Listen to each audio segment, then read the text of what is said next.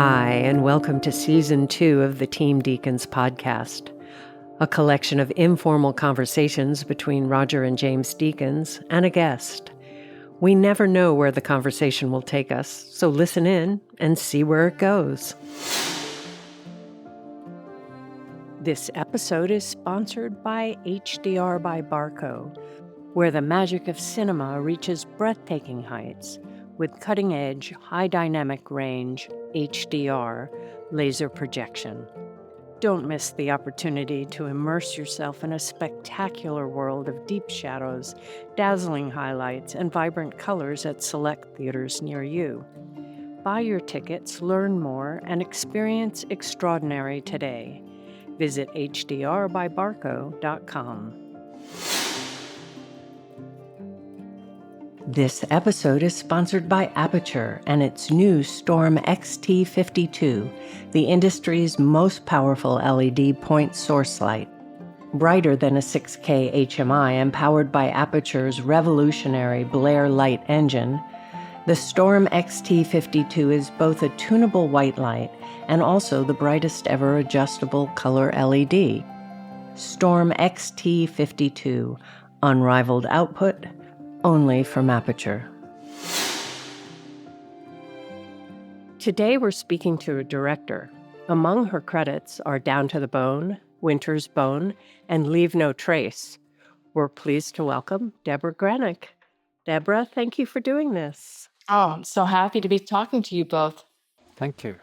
We'd love to start with our normal question, which is, how did you get to where you are today? Was this something you knew as a kid that you wanted to do, or was it something that you found later? Where did you grow up? What's your story? I grew up in the suburbs of Washington, D.C., and I think documentation of the world was my route of entry.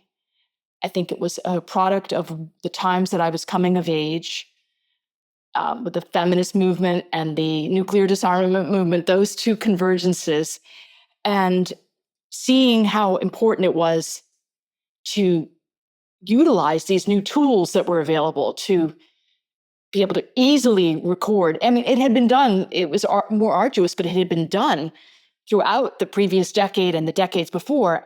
And I valued all those historic recordings that had been done, usually on 16.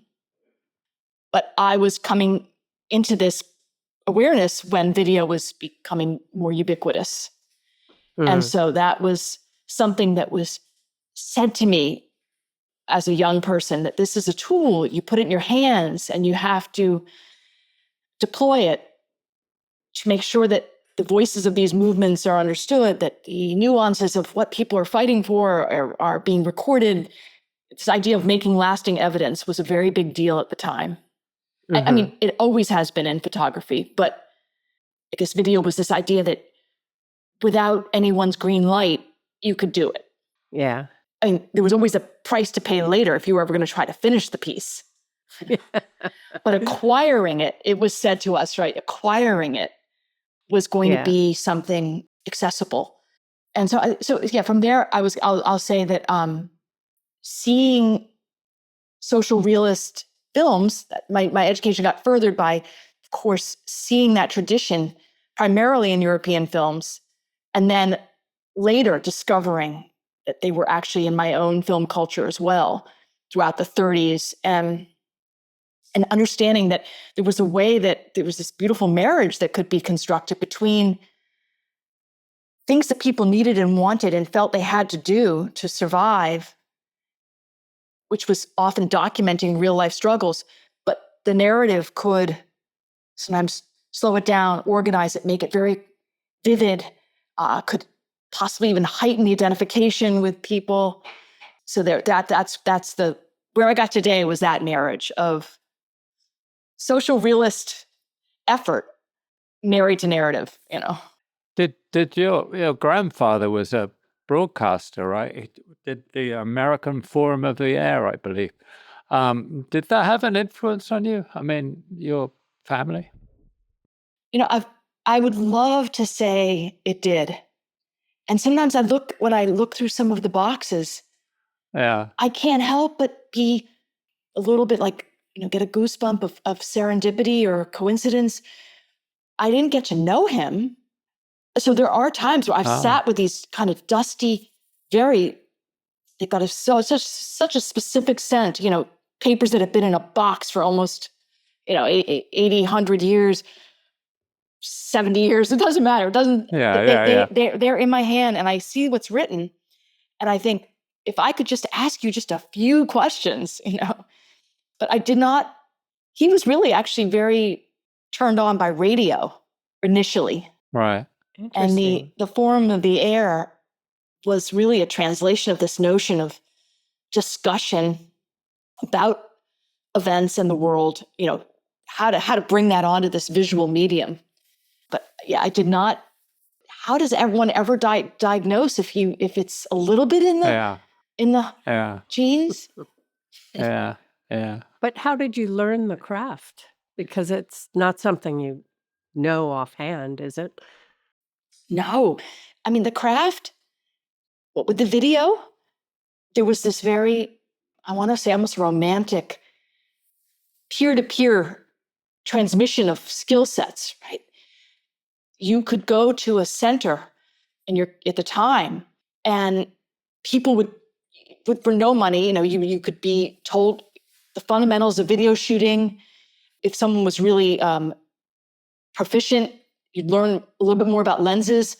I mean, at that point, we weren't actually, early video didn't have, you couldn't, deploy prime lenses. You couldn't do much with it. It was, but the fact is, critical focus, things like that, those could be transmitted and instructed. And then many years later, after I worked in the field, actually doing health and training videos and educational videos, I put myself back into an academic, a training and technical academy, a film school where I could actually hear someone. We would load magazines and learn and do many different tests with the lenses. And that was, of course, the classic setup where lenses are on a table, and then someone I'm going to reference later was in school with me in the film school. We remembered even the stockings, the big lesson on which stockings to use, and those kinds of things you could only get from people who had worked in the field, who had decided to spend some of their time teaching in a film school. Or was called in as a special. This was Saul Negrin. Right. You might know him, the famous stocking lecture. He would always say, after every stocking was put on and he explained its attributes, he would say, "You see what I'm trying to bring out?" And it was pretty special. And so guest lecturers would come in. That is the transmission. I mean, I think so much of filmmaking is passing on tips. And I mean, I know that the gearheads in the film world, the DPs and ACs, I think much more than on the director's side, sort of the exchange of knowledge and the proliferation of the ability to recommend and tell people of your experiences and how it worked and whether it was good, and all this kind of exchange. So in film school, you get a little sample of that. Yeah. So you which film school were you at? I was at NYU. All right. wow. All Yeah. right. Pretty good one. Of course.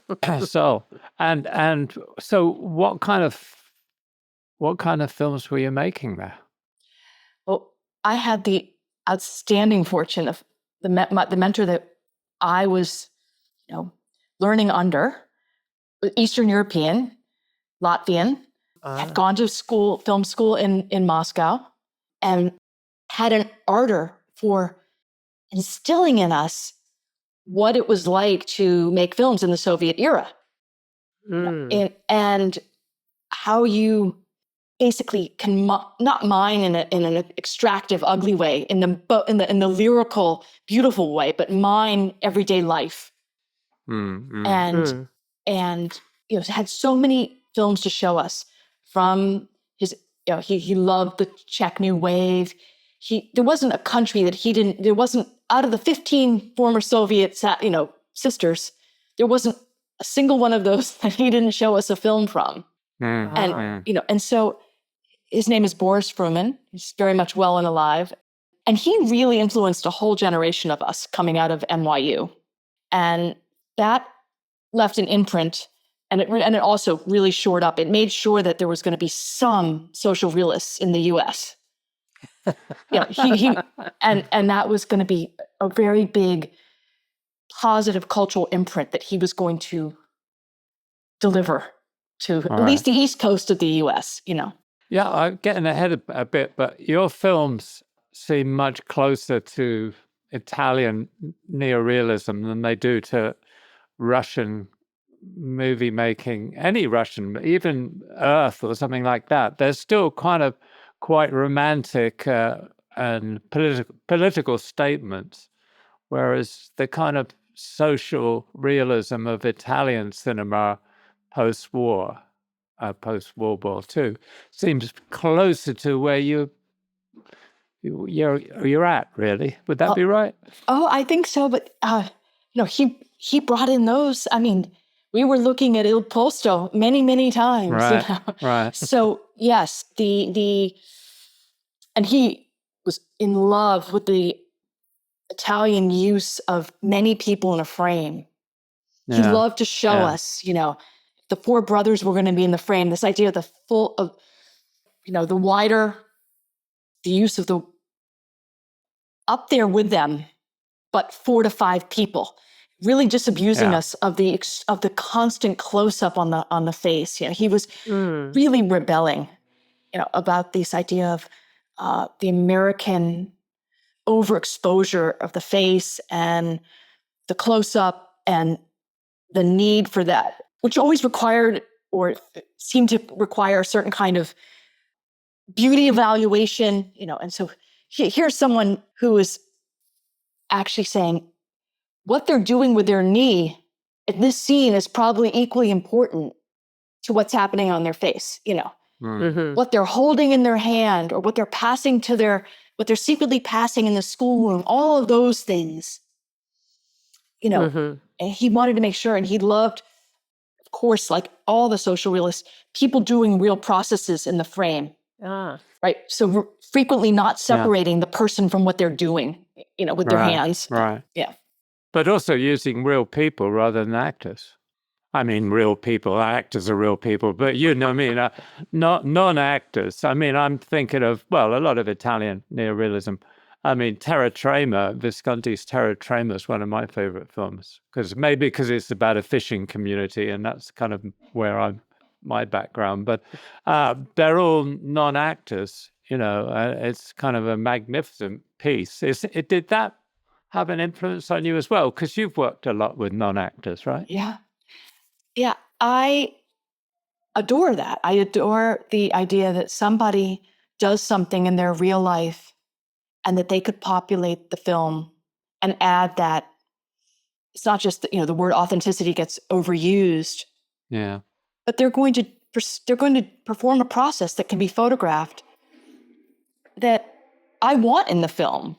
I'd love to have it in the film. And the other thing is, sometimes you can't ask someone to do something as specifically as someone who performs that in real life. And so if the person who does perform that task or that job or that process in their life is willing to be in the film, I would love to find a way to incorporate that. I think anyone that tries to combine trained professional actors with people from their real lives will come across some very intense testing.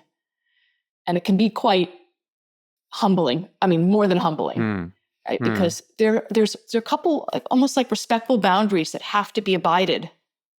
And frequently it's as basic or as obvious as you can't really ask so frequently for people to perform things that they don't do in their real life. You almost, perjure is kind of a heavy word. But then again, sometimes you can. If something takes a very long time and you said to this non-professional, time's up. You have to make this last you have to knead this last bread, not how you would normally do it, but the house is on fire. You have to knead it really quickly and then run out of the door or something. They would probably, the direction could probably be adjusted for some people, but I'm just trying to say that it's not something that one cavalierly just assumes that the world's your oyster and you just, because you want it and you can get it. No. Yeah. And how do you get the performances out of non-professionals? Because your movies always have such, well, you would think they were actors, but they're not, obviously, a lot of them. And they seem kind of effortless. So Yeah, don't and they're feel not like, that kind of stiffness that oftentimes you find. How do you do even with that? actors. Well, I love to rely on an example in my mind because it clarifies the best case scenario, which is a person who has, as I was speaking about, like the experience. So, for example, in the film Winter's Bone, when we were scouting and we sat in some local places to meet people and get some advice and fact check our script and get some insights, a person that made himself available to us was a very burly, bearded man from the region. And he physically embodied someone that I was imagining could portray this sort of patriarchal heavy in the family, someone who had lived a lot of years and had a lot of protocol and understood how to adjudicate things in a complicated family way. And sure enough, this person, he hadn't been involved in any in quite the same way with a black market life but he knew what this honor was in the Ozarks, and he knew what how you might talk to someone when things were getting very tense and things had to be clarified. So he was no stranger. His biker life had taught him what a dress down was, So he was no stranger to the idea that conversation would have a cadence. And now he went off script. Well, he didn't have a script, so he knew what the premise was, but he got very colorful. I don't think I want to repeat it on your podcast. He got very, very colorful with a very anatomical description of a threat. And the actor was blown back against the wall. It didn't go well. And I had to take Ron aside and say, Ron, you're being very effective. You're getting your message across to, in this case, the actor. However, this time, just when you said your piece, don't follow up, but just continue to look at him. Because the follow-up was when he got heated and the expletives started to pour out. Right. So he understood that he would say this one piece. He'd say part A, but not part B. Right. And a lot could be done then just in his appearance and his gaze. Yes. Yeah. It seems like we talk about Winter's Bone, but it seems to me like Winter's Bone is the end of three movies that kind of have a theme and kind of one leads to the next one. And I really love Down to the Bone, which is the middle of those.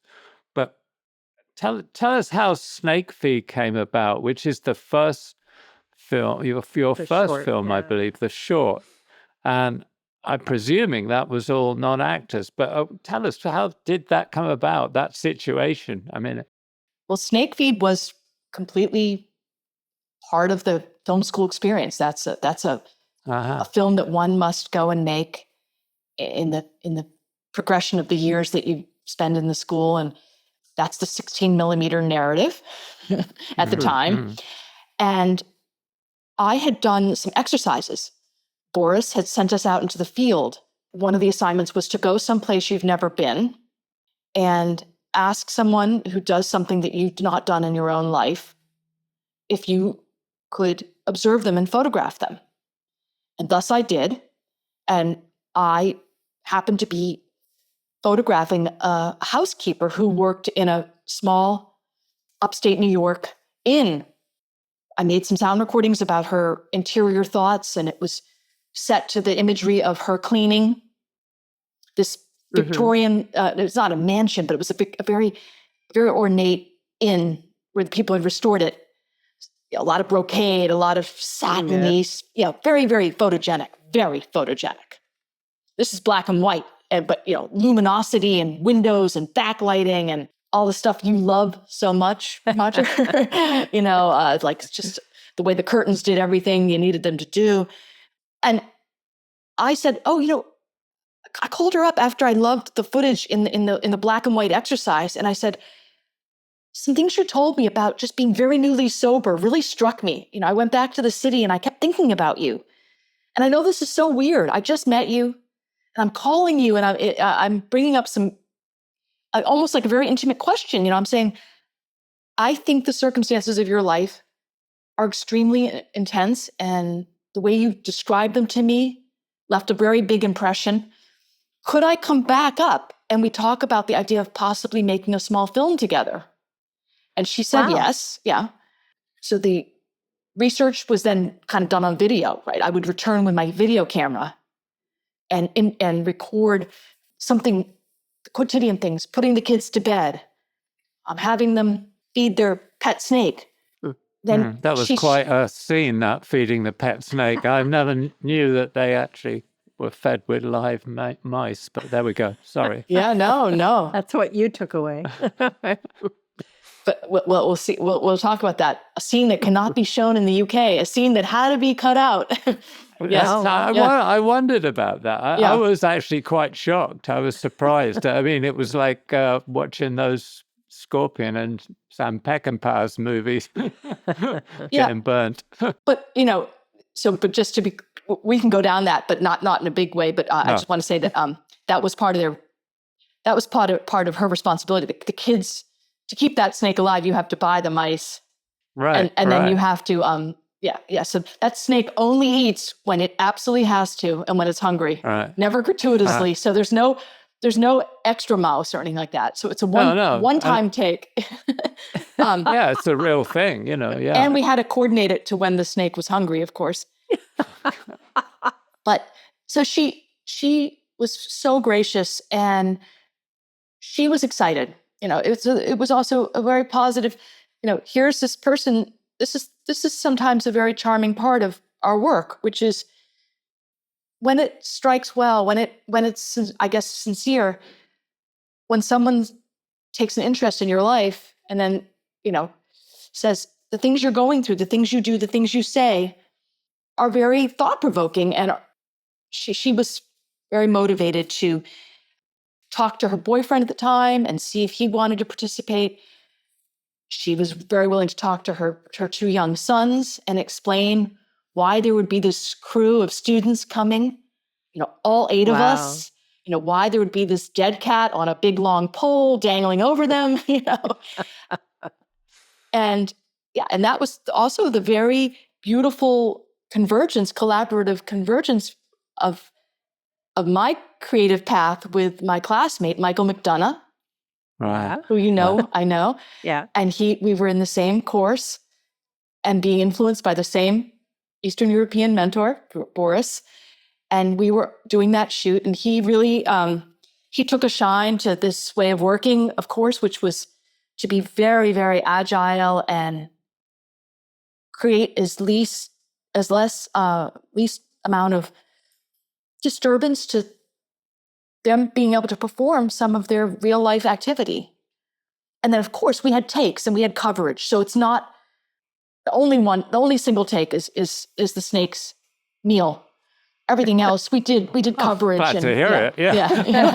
Yeah. But how did the structure of the film come about? I mean, is it like part documentary, part reminiscence, but did you kind of script it? How did you kind of form the basis of it? That is a process where she told me many stories about what it's like to try to get clean and how it doesn't frequently happen on the first many tries. She told me stories about the way that you could even be trying to get clean and there would be ways to derail, even though you're ostensibly participating in something like a methadone program.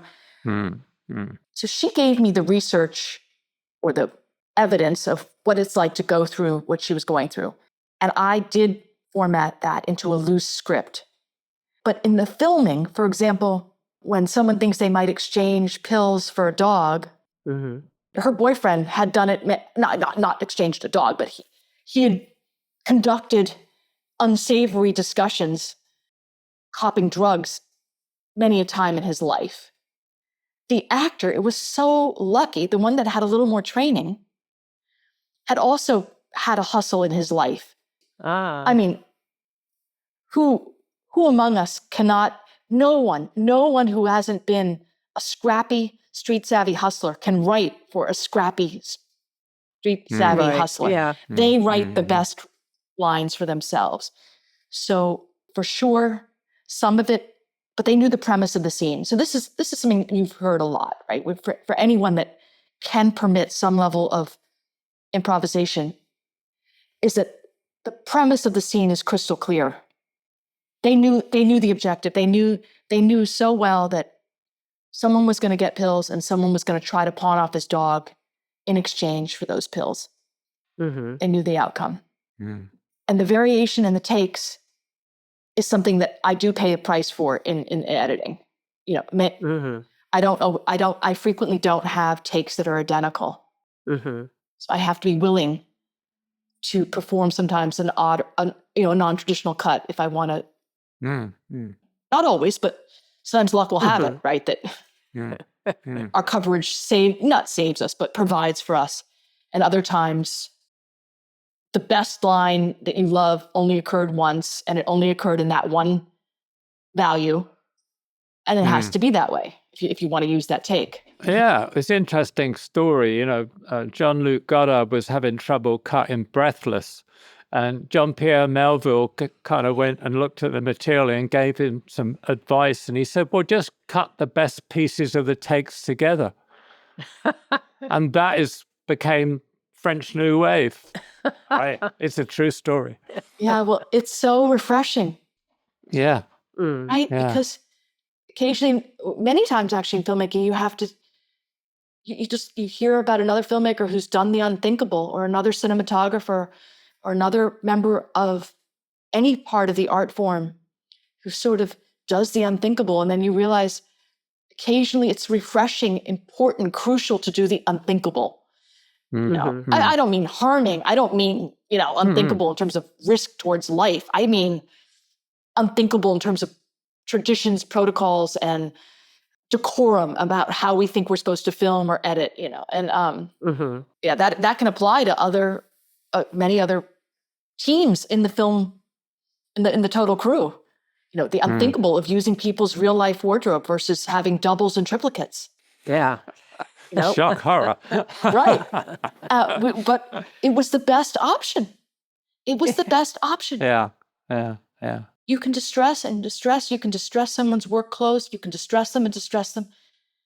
But the distress that they put on them cannot be rivaled, And what does it matter if they're total rain and having the clothes get wet? Of course, that's a problem. But should there be a fleck of food or something different? One can live with this. Yeah.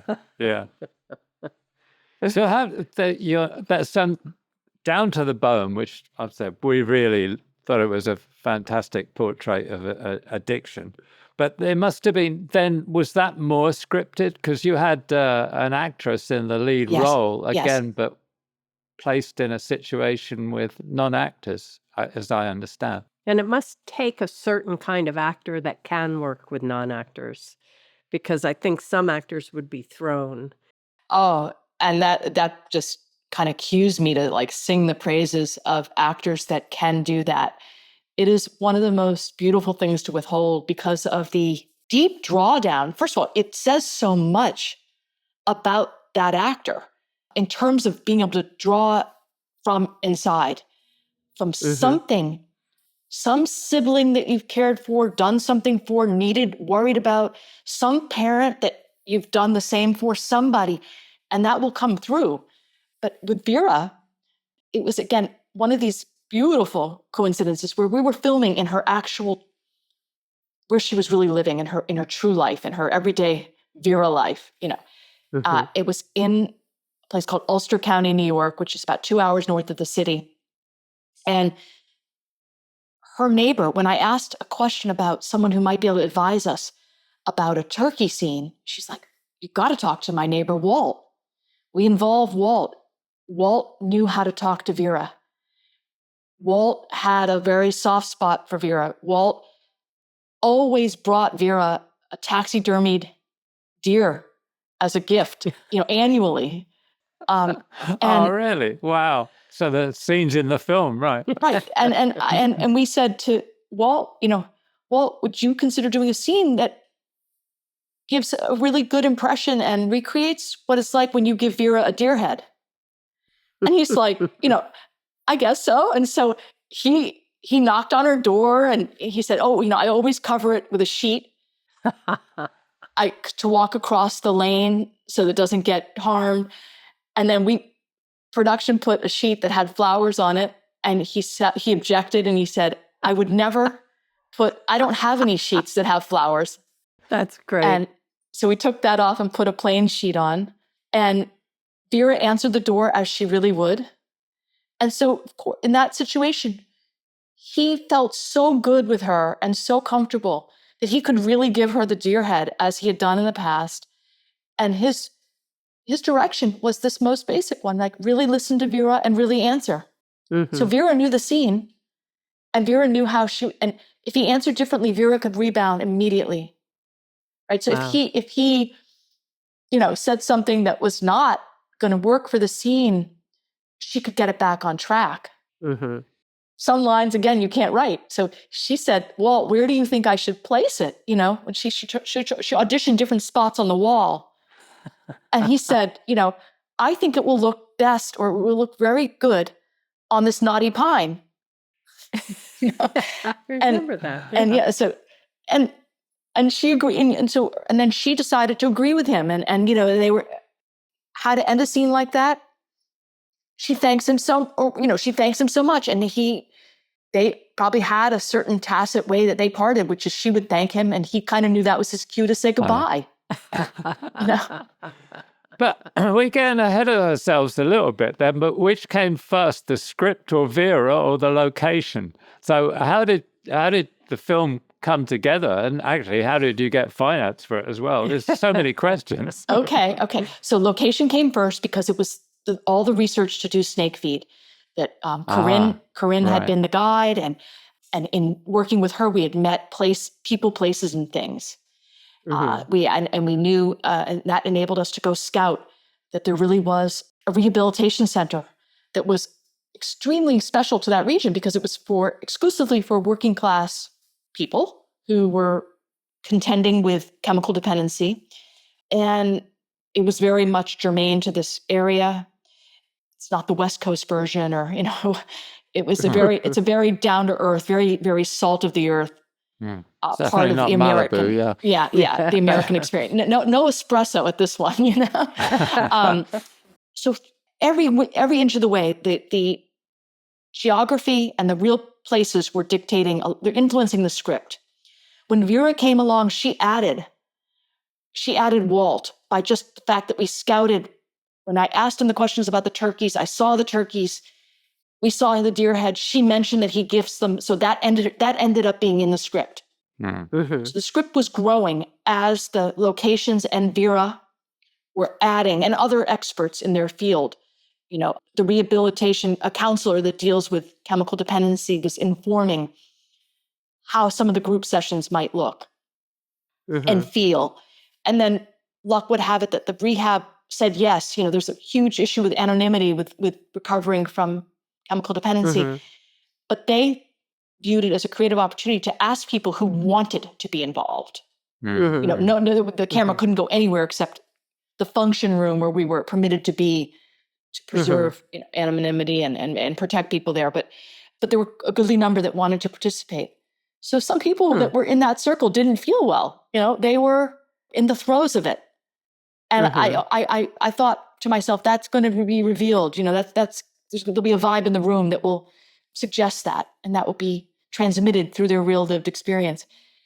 So there is a concurrent, to answer your question, things are happening concurrently in that sense, that I am a very porous individual, and people, places, color of the sky, those will influence me sometimes to a problematic level, but the script will keep growing until the day we shoot because of those influences always coming towards you as a filmmaker. Unless you seal yourself off, you're not safe.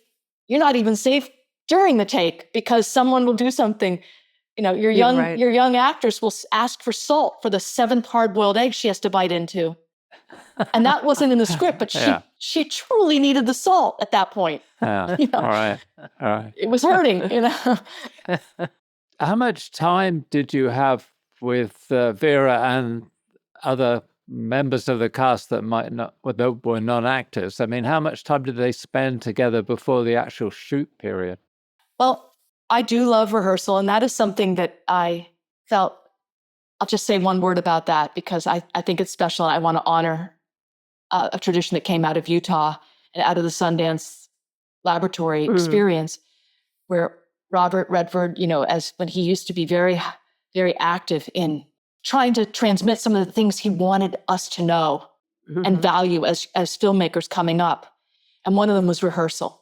Never killing it, never drying it out, never wearing it down, save it for the day. But he was like, why do we think that you're supposed to come in and call it in? Whatever happened to that art, that other part of the exploratory art of the filmmaking process? So I was very influenced by that. But I also needed it. I needed it so badly. I needed it to hear what Vera's coming into the scene with. What is the actor bringing just on her own or on his own? I needed it to see what part of the scene was truly not working. I don't want to know that on the day. I want to know that before. Yeah. I'm a very self-conscious filmmaker. I feel a big obligation to the entire collaborative army that's making this film. And so I want to have some things ironed out before. Yeah, so that the rehearsal becomes very vital. We did have time. Vera gave so generously of her time. That's not always possible for budgetary reasons. But in this, I think because we could come to her and she didn't have to leave home. It made such a difference. It made such a difference, She didn't have to travel out and be gone from her life to do some of this work. And and then the person that played her boyfriend is a Canadian, a former, well, I think he is still a rock star. Or he definitely was at the time. He was a beloved rock star who he was across the lake. He was just over the river, over the lake from Buffalo, and we had seen him in a Canadian film and really enjoyed his performance. And it turns out, I don't think I'm blowing up his spot. He was open about this. I think he's been open, but he had a long and tumultuous, super strong wrestle down with heroin, and so brought very somatic, body-driven understanding of what it's like to be sober, to try really hard, to maintain that, to work on it hour by hour, day by day, to relapse, to experience the defeat, the self-loathing, the multiple, the roller coaster of all of it. So he contributed hugely on that front. And the life models had already provided so much of that. I was hugely educated. By the time I did this film, although that chemical dependency had never been my own personal issue, I had been informed by firsthand experiencers at a level that I felt I had a pretty hardcore impression of that climb to kind of reach Mount Everest, which is to be sober, Well, how did you get the funding for it? The funding, there was no funding. This film was done. Oh, well, that was easy then. Yeah. This film was put in the can for $200,000, and there was no can, unfortunately. There was only ones and zeros. It was put in its little cassette case. But what I was going to say is it was coming off of that spirit of both Dogme and indigent movements. The idea that if you couldn't get greenlit for a subject matter that you thought was the best story you had on hand to tell, the next best option was to greenlight yourself and make it by any means necessary. And I'm going to reference Michael again, Michael McDonough, because it takes a special kind of emerging cinematographer at the time to put an ego aside, and that he is absolutely willing to come on board with a video body, with a contraption that was invented in Germany in the early aughts to allow you to put prime lenses on a handy cam, basically. Yeah. And do your best. Do your best. Because how else are we ever going to learn if we can't make that first film? Yeah. Right. Yeah. Yeah. And- Exactly. And he understood that when you film for 20 days, you don't put down tracks. You don't even use a jib. You know, Mhm. it's like you do what you can to make sure that within those 20 days, the story is photographed to the best of your ability, you know. And I mean, thank God you can appreciate this. I think, you know, kinos were just also coming in. You know, there was a way to do a faster lighting process for social realist films. I don't mean for ornate or elegant or period, but I just mean, you know, a way to sort of just make sure that you're up there with your luminance enough to be able to say, we're pretty much okay. So the conditions were right. People were inspired by Dogme, by the Danes. Not all the, you know, maybe not all the fussy rules or whatnot, but the spirit behind it. You know, what was it? What was it said? It was said that we can't, not all of us can lumber under this behemoth that became these industrial film practices. Mm. And I was really agreeing with that because that's what I was facing. This film would have never been financed. We were told, oh, a big Hollywood star just did a film about 28 days in a rehab. But it was about a posh rehab for very wealthy people to get clean. And I said, well, wait a minute. This has nothing to do with that world. This is a very different world. And they're like, oh God, but posh people getting clean somehow is a little bit more fun and interesting. You know, it's like, so, but you know, yeah. So no, that sounds bitter. All I meant was we had the ability to greenlight ourselves. Why not? Yeah. Yeah. So how did you work with Michael? I mean, in terms of the shooting of it, did he come to rehearsals? Did you work things out previously, or was it all on the day? No, he is a really in-depth and passionate scouter, you know. And so by being in these locations, he got his own ideas of what we might do, what we might need. He was very, I mean, I think, you know, this must be across the board for DPs, I think. I can only imagine. But if you end up having positive rapport with some of the lead actors, they become like muses, right? And there were certain mannerisms that he saw in rehearsals with Vera that he knew he wanted to capture. Same thing with Hugh Dillon, her co-lead. You know, one of the children, non-professional, seemed to want to always do his scene from underneath the table. It was very hard to get him to come above, you know, like he'd say one line, then he'd duck under. It was this ninja thing that he had going. And, you know, Michael's like, it's okay for him to leave frame.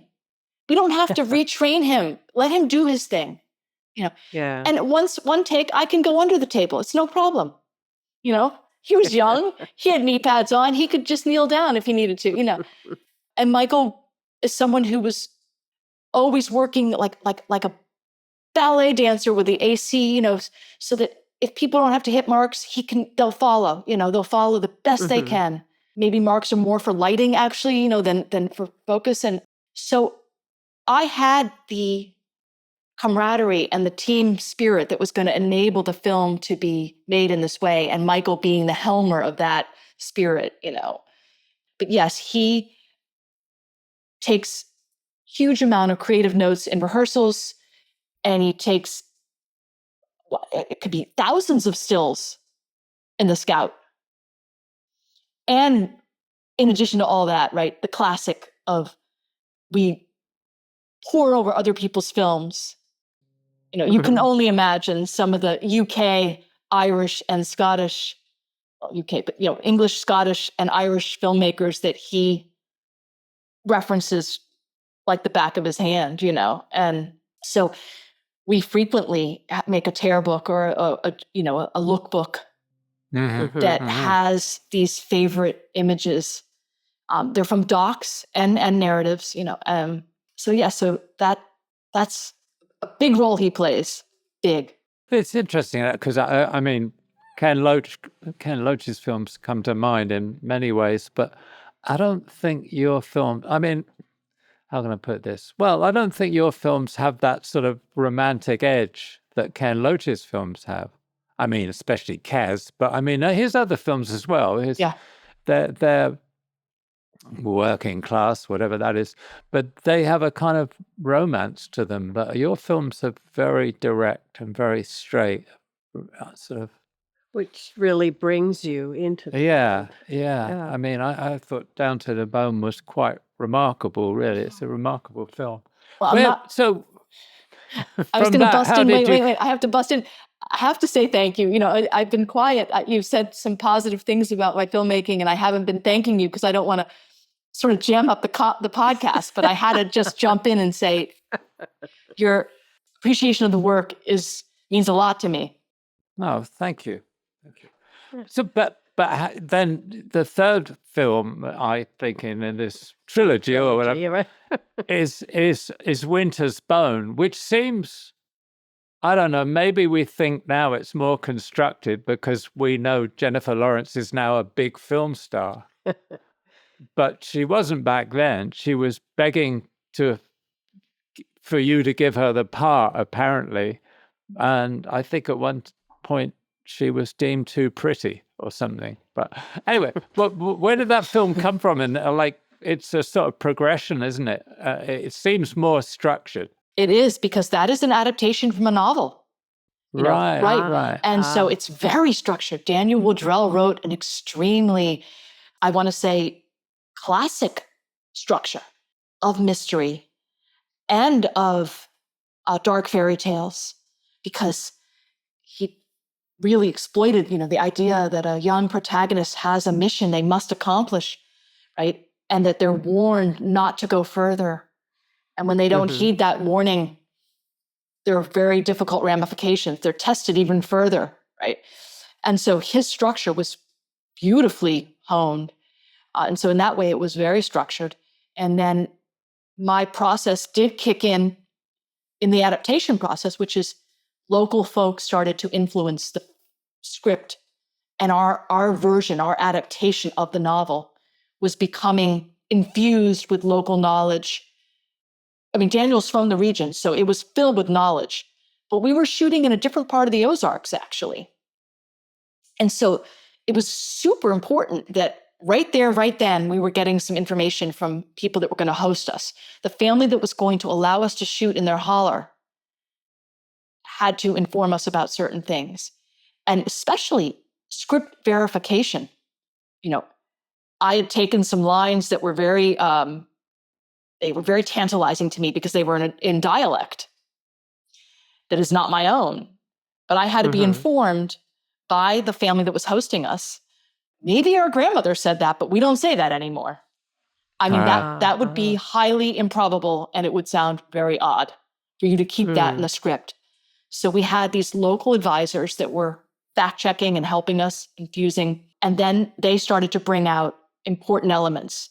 The 17 dogs that were in their holler, we knew we had to utilize them. They were going to cross-frame whether we wanted them to or not. So they had to be, no animals were wrangled for this shoot. They were there. We knew that, for example, something lyrical that the little sister she would use her own toys.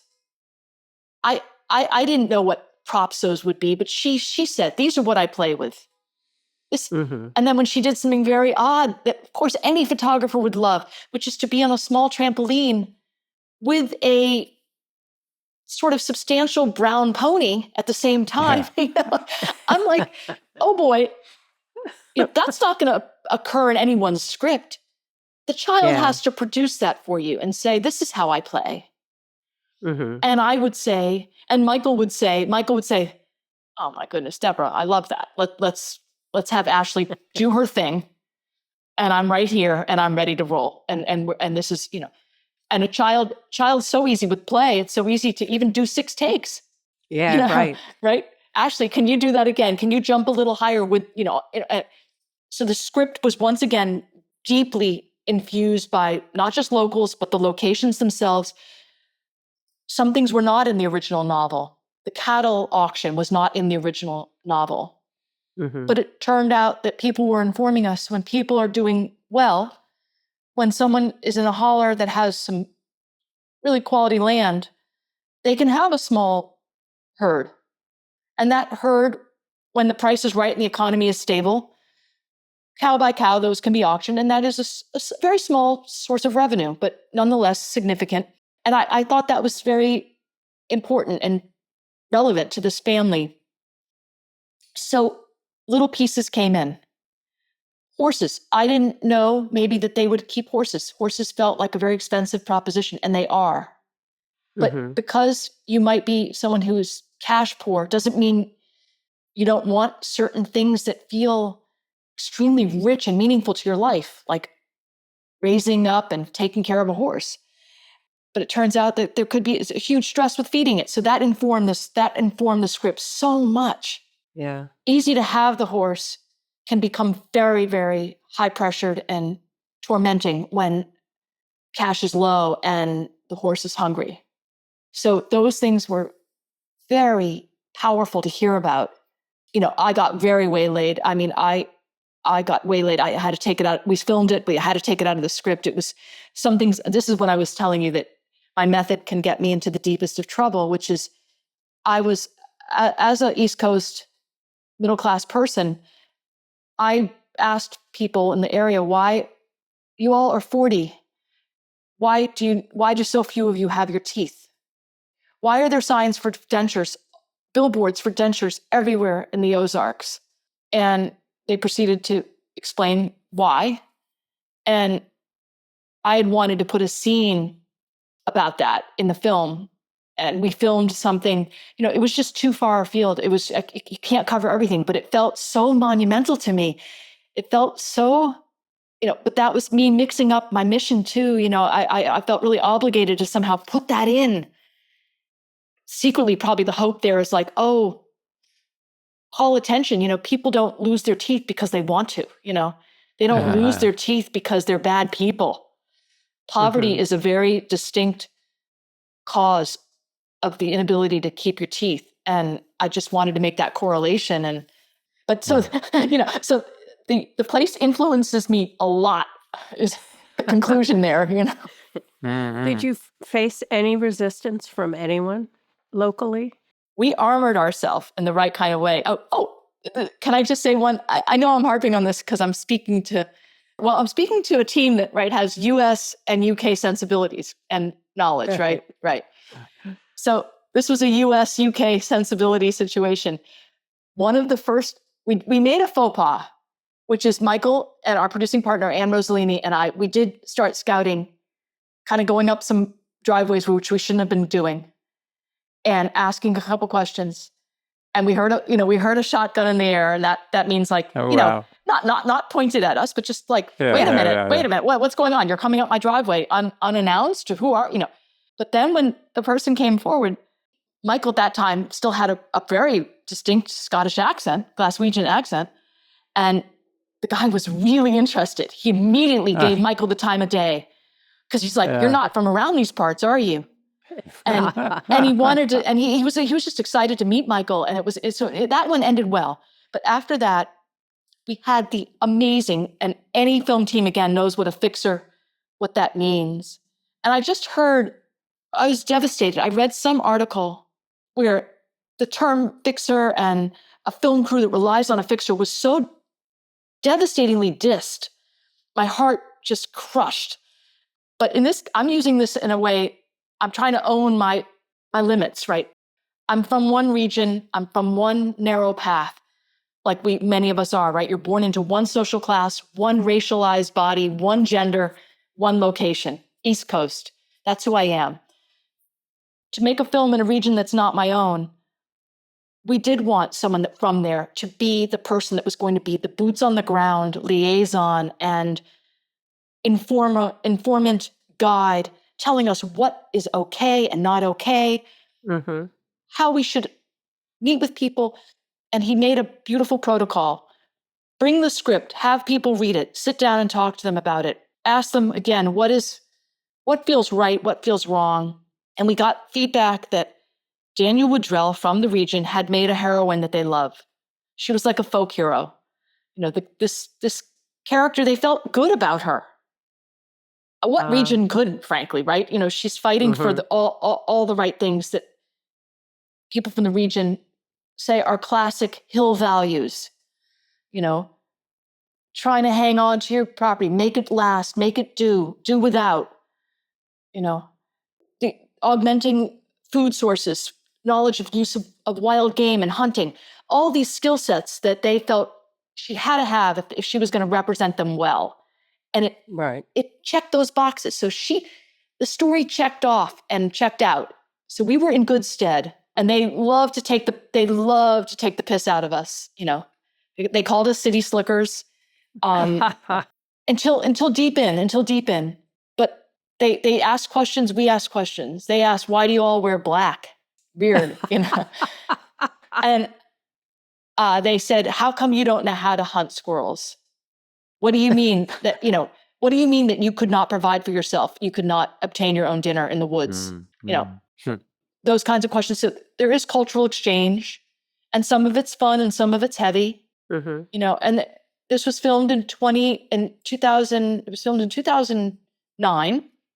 So the United States did not have the division of red and blue as demarcated. It had city and coastal. It had class demarcations. It had other kinds of demarcations. But we got in under the radar, not the radar, under the wire of this ultra bifurcation, and the mistrust they had of us because we were there in person. They could ask it to our face and vice versa. So the in-person contact, can you believe it all these years later?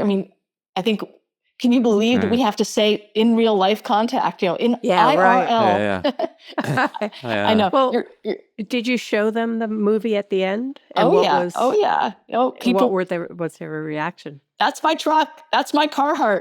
Oh, look at the dog. It was like, it's of us, and a lot of it's by us, I think the reaction was very strong. I think I had an incident where I felt very much about the possibility of betrayal and kind of a sullied feeling where the family's house was described in a very non-flattering term in a film review. And I was like, oh gosh, what have I done? That's their real home. So if you're going to use an adjective that most people think is very pejorative, what have I done? I've asked this family to allow us to film in their house, and then it gets described in a way that's I don't believe to this day that they saw that. There was no reason for them to ever see that, in the sense that it was a big city review, and ultimately the reviewer very much liked the story. But just felt necessary to describe sort of what they found to be maybe looking abject. And, I was going to say, well, this is what living humbly does look like, or can look like, in this instance. So can you talk about casting? Because also in Winter's Bone, you had John Hawkes and Garrett Dillahunt as well, who we've known and worked with. Apart from Jennifer Lawrence, how did you go about casting? They're three wonderful actors, and certainly Jennifer was pretty unknown at the time. Four wonderful actors. Yeah. Right. Yeah. And Dale Dickey was in it, and yeah. And yes, and Tate. So John was a wonderful choice. My producing partner, Anne, had really wondered, about different things he could do. And she had seen, he was exhibiting a lot of range, and he had also been involved, I guess, for years, right? By that time, he had been in the TV, an ongoing episodic, right, that dealt with the Wild West, I believe. Deadwood, Yes. Deadwood, yeah. Yeah. And I didn't know him from that, but I really appreciated the level that he responded to the script and the story. And it was clear that he wraps his head around things. He had grown up in a small town in a different region, but in Minnesota. So he knew something about small town life, and he knew something about, and I want to say his method is very much to listen, to sit in a bar in the region. He came down early on his own to listen to cadence. He loves rhythmic. He's a musician as well. So it puts a huge amount of effort and passion into listening to the sonorous qualities of things. And I think he loved the classic, tragic qualities of this uncle, I think he knew that there was something very, very noble, that he had a lot of room in there when someone has so many conflicting components to their personality. And I think he got very jazzed at the idea of ricocheting from learned habits to opening his heart up when someone dear to him did need him, simultaneously against the formidable foe of a chemical dependency. So he took this material and really clawed his way in. And I think Jennifer really gave him a lot to work from. And you asked earlier about actors that can be the malleable ones, the porous and responsive part of the dyad. And she has that in spades, like Vera. And I would say John is more, he creates like very arduous study for himself. And in that sense, he is sticking to things that he's come up with and rehearsed and thought about. And she's able to respond with different valences, with ease. Yeah. So they gave each other a lot. Again, I was referring to that I think all the people in the filmmaking team behind the camera next to the camera, everybody knows when chemistry is working.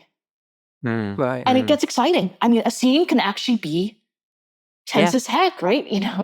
Yeah. I mean, in the flesh it is, like there's something that's happened. And a couple scenes with Jen and John Hawkes were very much in that vein of he was authentically intimidating her, not in an untoward way, in the right kind of way for the character. Yeah. Yeah. I also like the woman next door who was so tough, but also had a heart, but you didn't feel she was soft at all. I liked her a lot. I thought it's just a wonderful mix of characters. Yeah. I mean, it's a wonderful portrait of a place and characters. I want to then. I'm just curious. I read Ben Foster, who you cast in Leave No Trace, your last film, which is also quite wonderful. I read that when you were going through the script with him, that you took out a lot of dialogue, that he was one of those actors who we've known some, like Javier and Benicio del Toro, who kind of likes taking dialogue out and tries to do it visually, Yes. And that was, I think, again, because Leave No Trace is an adaptation from a novel. Yeah. There are times when I don't even know a way around this. You feel very obligated to the best of your ability to also take all that you have been turned on to by in the novel and try to put it in the script. Meanwhile, balancing the fact that you're changing things very dramatically in the adaptation for Leave No Trace from the book My Abandonment. The adaptation is quite tremendous in terms of tremendous is not the word. It's substantial, okay, in terms of changes.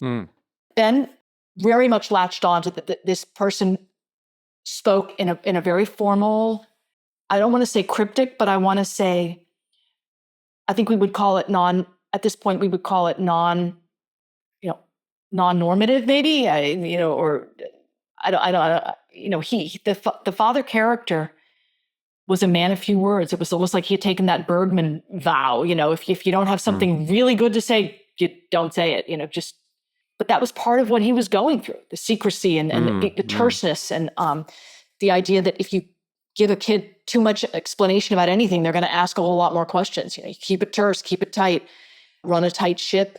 And he's doing all that in service to the feeling that that's creating the safest dynamic.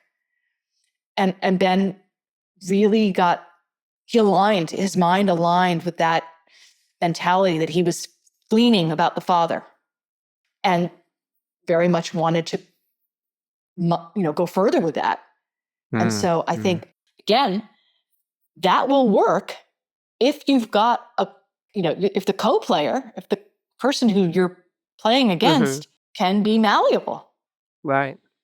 Can interpret things, can react to those expressions without needing the stimulus for let's say the combative line or the dictate or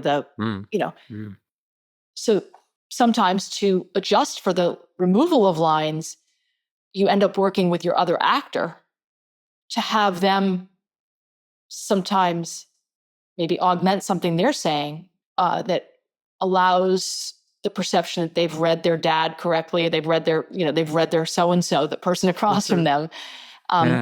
So it can be challenging though. That's a situation where a director can become very, very uncertain, right? Is there enough in the script? Is that, part of what I heard a recent Scandinavian filmmaker just say on the BBC the other night, the script is this sort of insurance, right? That a lot of directors, that we've got it on the page, it's there, we've conceived it, and we've rehearsed it, and we think we're hoping to heck it's going to work. Then you take out a bunch of it, and you're like, oh, am I okay? Is this, does he still read? Is there enough here? So I would say very audacious process for all involved. Yeah. It's funny because they're taking away the dialogue. It gives the character much more depth and mystery. You actually feel much more of his suffering, even though you know literally less about it, if you understand what I'm saying. Now, So much is done just visually, and the kind of his gestures and his looking out the window, or his way he walks. I mean, it's really quite a beautiful performance. But as you say, it relies on also with the interchange with his daughter in the film, who was Thomas and Harcourt Mackenzie. Yes, who I didn't know.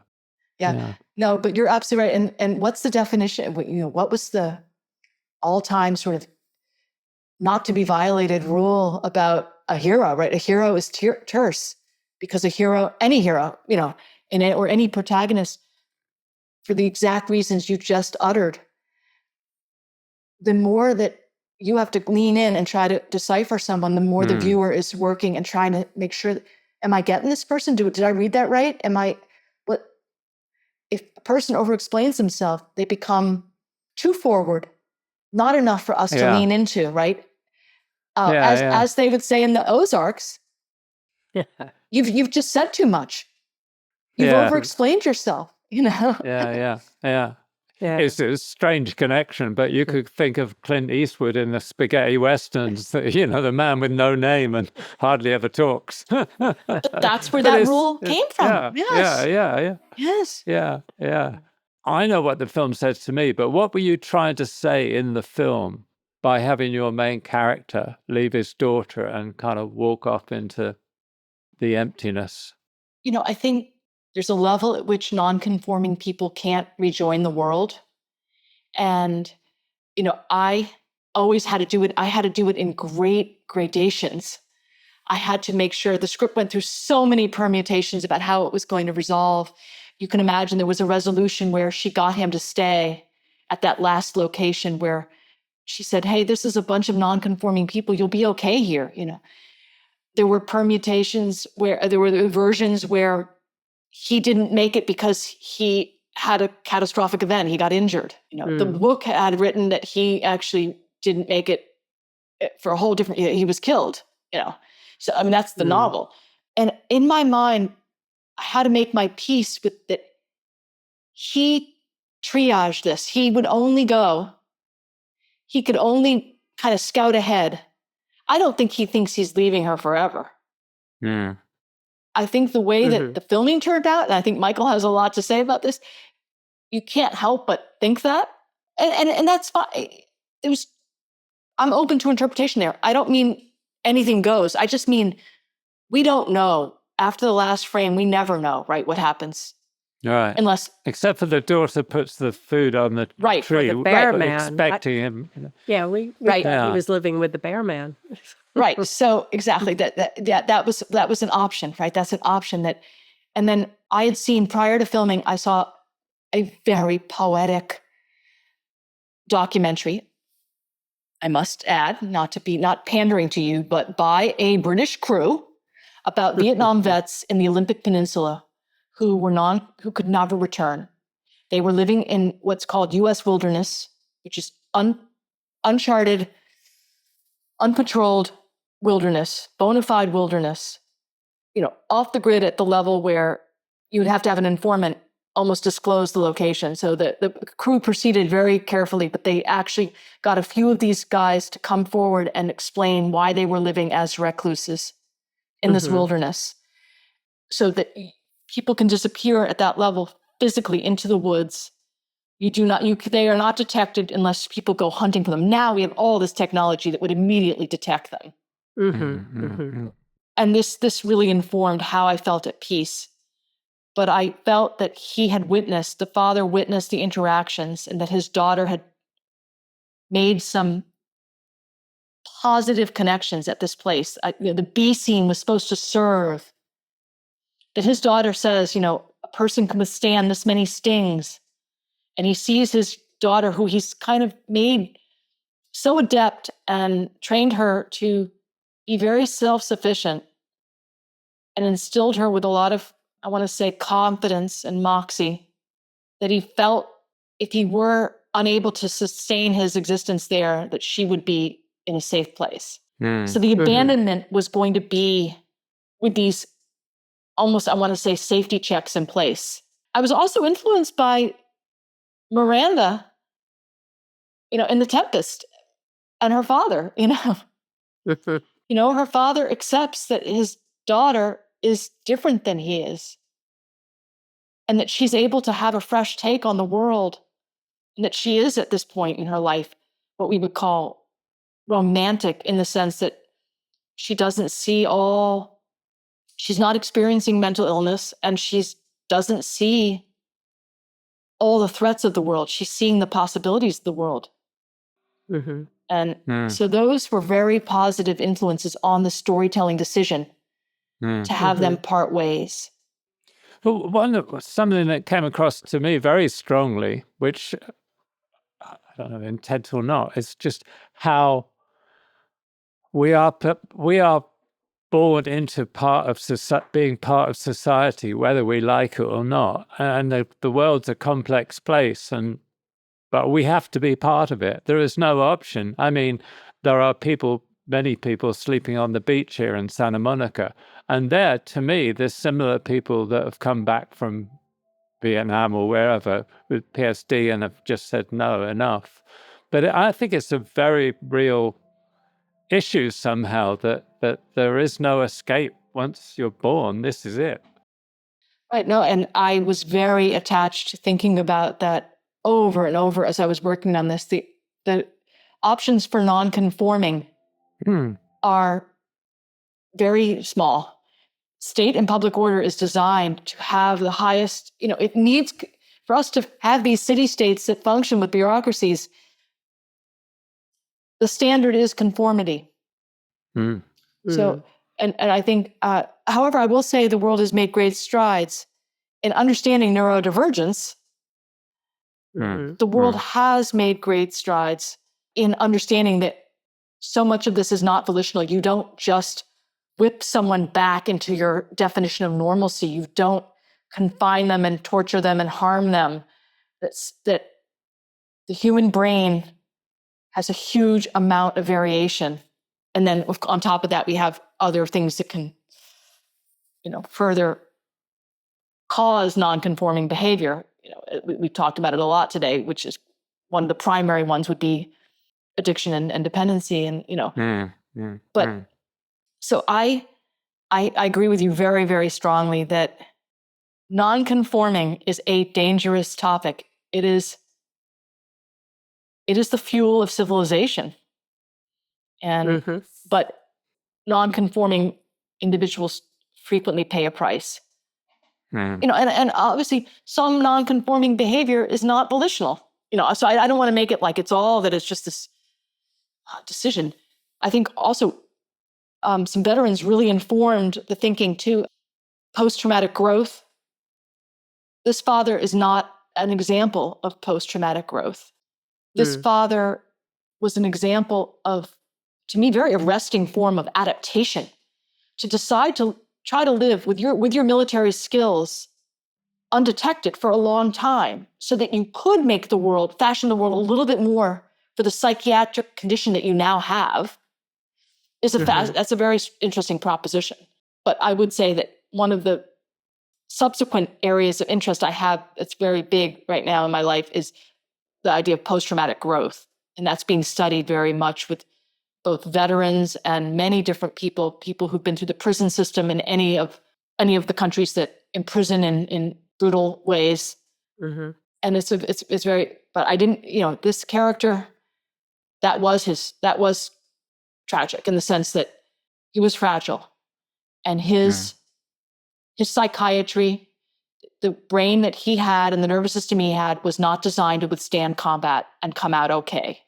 He had a basic, And yet, in a way, also the ending, to me, is a positive example of such love on both sides, because he loves her so much that he knows he's got to let her go. She loves him so much that she knows he's got to go. And that's the way I see it. Yeah, absolutely. I've got a quote that I read of you. You once said that the word dark is the scariest 4-letter word in American storytelling.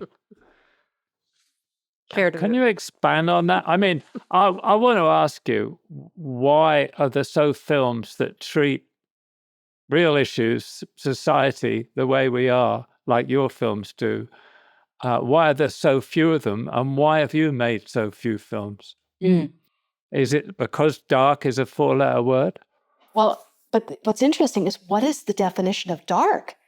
I was getting as a cinematographer, that could be anywhere. But no, I mean dark.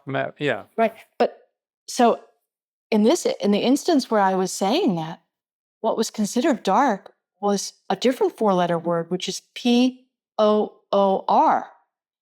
And it was, what was told to me was that it was a downer to see poor Americans.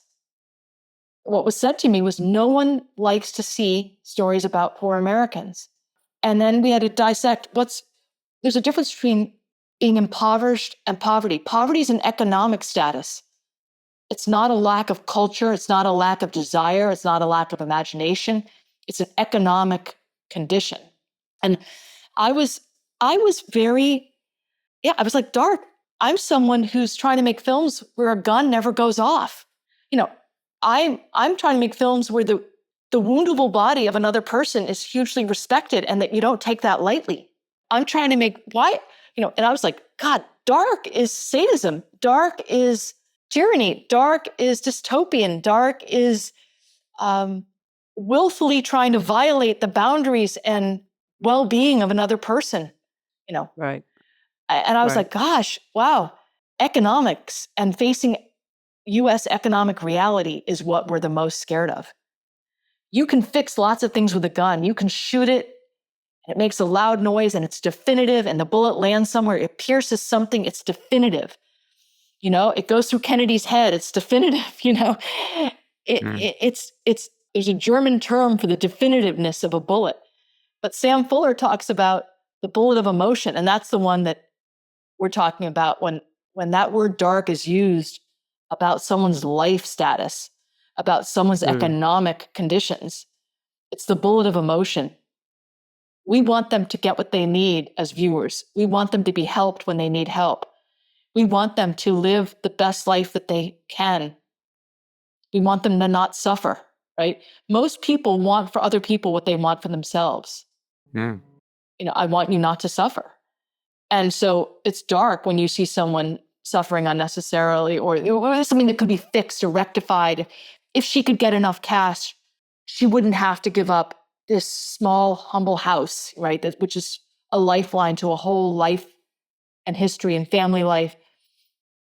There's a lot of if-then, right? If the US military could employ her and give her a bonus within a shorter amount of time, could she then make it work? Could she then hold on to this very small house? So dark, someone can be shot multiple times.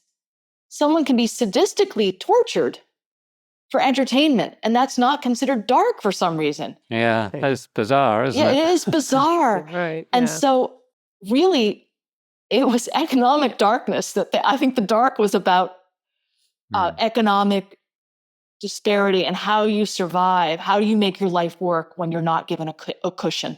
And that is one of the tenets of neorealism and social realism. How will I live my life so as not to get weary of my life? How will I not get ground down by the grind or the hustle I perform to make my living, those kinds of things. So yeah, that's that thing, that confusion sometimes we have where the people trying to survive can't be entertaining. I think it really can be. Of course. Yeah. And so it's very easy, and it's a way out to say, oh God, that's dark, that's heavy. Her circumstances are heavy. Dark in that sense is AKA, also known as, that's a downer. No one will want to watch that. So that's why I give credit to someone like Daniel Woodrell, the author, who knew if you put a mystery, Dickens knew this. Dickens, who else do we have to bow down to? Yeah, really. Then one of my all-time storytelling heroes, take a number, join the world, join the queue, But the fact is, he knew that you could put the most scrappy survivors of London, its countryside, its northern territories, up north, wherever. And if they had a will, and if they were wily, if they had resources in their head to put together schemes and maps and lend a hand and feel what they feel, he could make you be so excited about every time that little Dorrit, steps outside of the prison, to visit whomever, And so he could make you excited about what it's like to talk to a convict late at night. Yeah. Dickens, to quote Dickens, he says that there is no light without dark. That's what his writing was about, wasn't it? Yeah. And so therefore, And so light would be great. I want to do light too, because light is a comedy. But it can be, that's where I would draw on some of my ardor for Ken Loach. Because Angel's Share is my perfect social realist comedy. The film I just did for 10 years, oh gosh, it's called, it's a film about life after incarceration. It's a narrative nonfiction.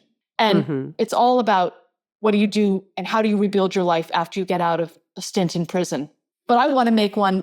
I was so inspired. I've been working on this film, finally finished it. But in the middle of editing, they did 29 Ken Loach films at the Film Forum in New York. Yeah. 29. I didn't get to see all. I'd seen many of them, but Angel's Share was a revelation. But the fact that I was working on a story that dealt with parole and what it's like to try to find, again, ways to not make your life weary, not to get weary of your existence as you're sober and as you're on probation and as you're doing all of these things. That comedy really ticked the boxes for me. I was very excited that you could do both. Right. Searching for Eric.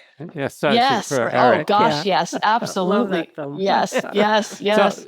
So when's the film you've been working on for 10 years? When are we going to get to see it? Where's it going to be shown? That film's it's a 5-hour film. Actually, it's in 5 chapters. And wow. yeah, so it's very hard to exhibit it. And the where and when is a very persistent and I would say quite upsetting mystery to us. Oh, really? Because Oh. it's very, very, very hard to find a way for us to share this work.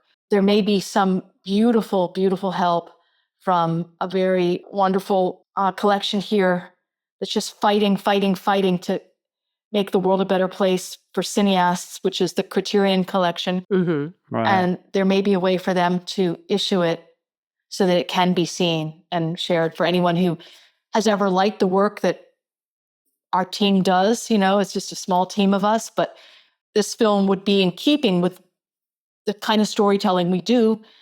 Mm-hmm. And it's longitudinal. So I hope this isn't presumptuous. I think Ken Loach would like this film because the guys have such good humor. Part of surviving, right, is one technique for surviving is an individual's deployment of a certain kind of scrappy humor. And people who've been locked up frequently have it in spades. And it's a very specific kind of camaraderie that people, formerly incarcerated, they call themselves frequently ex-cons, but, formerly incarcerated individuals have a certain kind of bond, just like veterans of war. Mm-hmm. And that kind of fraternity, I'm a sucker. I don't know. I always thought that was a very gendered response on my part, that as a feminist filmmaker, like my number one attraction is like male fraternity. Like I can never get enough. When dudes are like interesting with each other and funny with each other and good to each other, that's my heaven. That's my heaven. And so these particular individuals, they weren't all men, but this posse, this team, this crew, if you will, of New Yorkers who had been incarcerated, had a lot of that energy between them. And so I was hoping very much to capture the whimsical side of life after prison as well. Whimsical sounds wrong. Okay. The aspirational and ascendant part of life after incarceration. So it's not a downer film, you can see how defensive I am in my social realism. I have to qualify. That way, yeah. It's light with dark or dark with light. It sounds really interesting, and I hope to see it soon. Yeah. I hope you make your social comedy as well. Yeah. No, but for you guys, I can send a link because. That's great. Yeah. Oh, we'd love that. You're revered entities who spur on so much of filmmaking culture that people get excited about sharing anything with you. So. Oh, well, yeah. We get excited. Well, I'm really excited to talk to you. Thank you so much. It's been absolutely wonderful. We really are looking forward to anything you do in the future. Yeah. Well, it's been great to speak with you both. If you'd like to sponsor the Team Deakins podcast, let us know at pod@teamdeakins.com. Thanks for listening. If you want more information and further discussion, check out the forums at www.rogerdeakins.com. Becoming a member is free, and you can ask follow-up questions there. And be sure to subscribe to the podcast for more new questions and topics. Also, check us out on Instagram at team.deakins. See you next time.